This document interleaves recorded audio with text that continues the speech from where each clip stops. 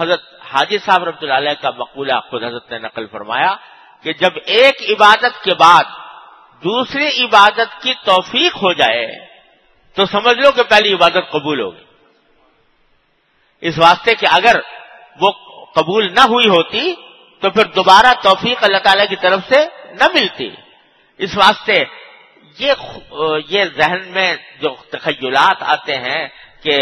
نماز کے نتیجے میں یہ ہونا چاہیے اور وہ ہونا چاہیے، اور فلاں تجلیات نظر آنی چاہیے، فلاں جلوے نظر آنے چاہیے، کشف ہونا چاہیے، الہام ہونا چاہیے، وغیرہ وغیرہ، یہ سب محض حجابات ہیں۔ ایک مرتبہ ذہن میں یہ بٹھا لو کہ یہ جو میں قیام کر رہا ہوں، رکوع کر رہا ہوں، سجدہ کر رہا ہوں،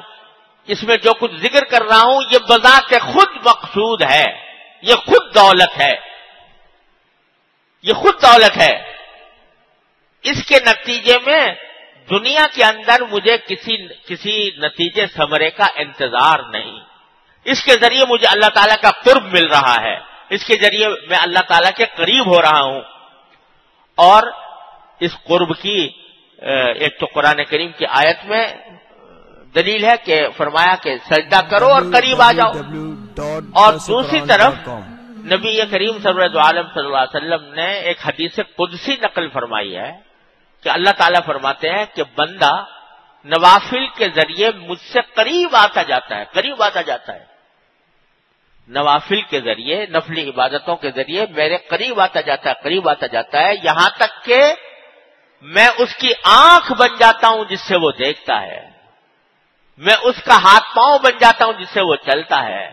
اور پکڑتا ہے، میں اس کے کان بن جاتا ہوں جس سے وہ سنتا ہے۔ کیا مانا؟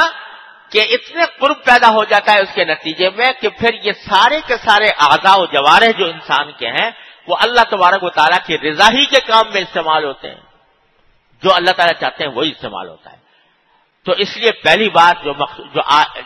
مقصود ہے اس سارے کلام سے وہ یہ کہ نماز کی قدر پہچانو، یہ اللہ تبارک و تعالیٰ کے قرب کا عظیم ترین ذریعہ ہے جو اللہ تبارک و تعالیٰ نے عطا فرمایا، یہ بذات خود مقصود ہے، اور اس کو ٹھیک طرح انجام دینے کی کوشش کرو۔ اس کو مرد ہیں تو جماعت کے ساتھ، عورتیں ہیں تو اپنے گھروں میں بروقت،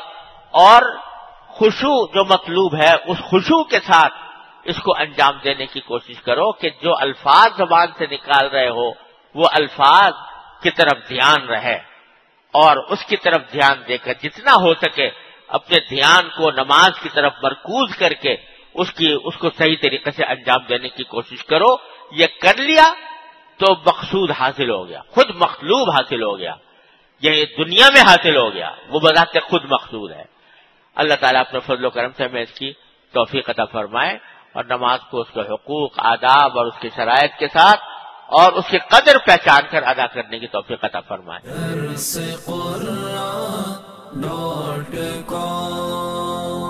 www.darsequran.com